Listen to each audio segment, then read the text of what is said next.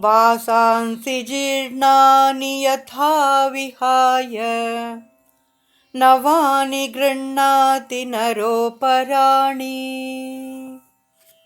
तथा शरीराणि विहाय जीर्णा न्यन्यानि संयाति नवानि देहि। जिस प्रकार से मनुष्य अपने फटे पुराने वस्त्रों को त्याग कर नए वस्त्र धारण करता है, उसी प्रकार मृत्यु होने पर आत्मा पुराने तथा जीर्ण शरीर को त्याग कर नया शरीर धारण करती है। आत्मा की प्रकृति का निरूपण करते हुए भगवान श्री कृष्ण पुनर्जन्म की अवधारणा को दोहराते हुए उसकी तुलना दैनिक क्रियाकलापों से कर रहे हैं। जब वस्त्र फट जाते हैं या व्यर्थ हो जाते हैं तब हम उन्हें त्याग कर नए वस्त्र धारण करते हैं और ऐसा करते समय हम स्वयं नहीं बदलते। इसी प्रकार से जब आत्मा जीर्ण शरीर को छोड़ती है तब उसमें किसी प्रकार का कोई परिवर्तन नहीं होता।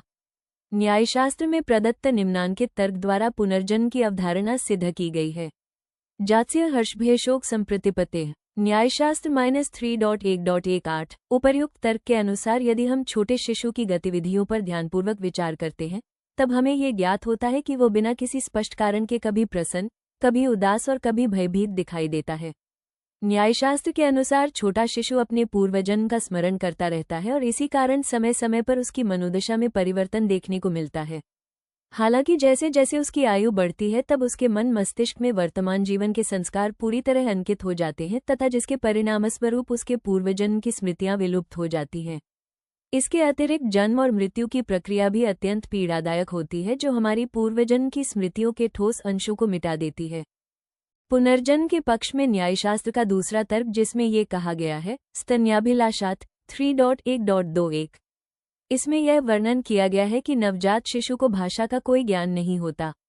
तब फिर कोई माँ अपने बालक के मुंह में अपना स्तन डालकर उसे दूध पीना या स्तनपान करना कैसे सिखा सकती है?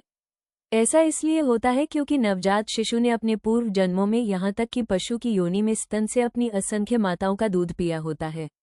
इसलिए जब माँ अपने बच्चे के मुंह में स्तन का अग्रभाग डालती है तब बच्चा स्वतः अपने पूर्व जन्म के अभ्यास के कारण अपनी माँ का स्तनपान करना आरंभ कर देता है।